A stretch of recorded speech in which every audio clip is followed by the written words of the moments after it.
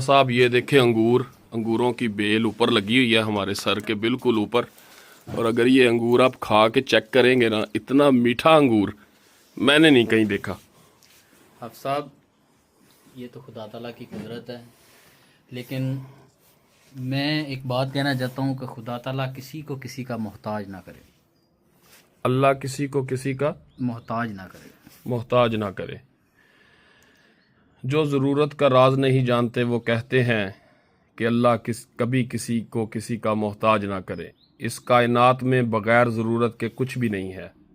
हर आका को ग़ुलाम की ज़रूरत है और हर ग़ुलाम को आका की, मरीज़ को तबीब की और तबीब को मरीज़ की ज़रूरत है राना साहेब।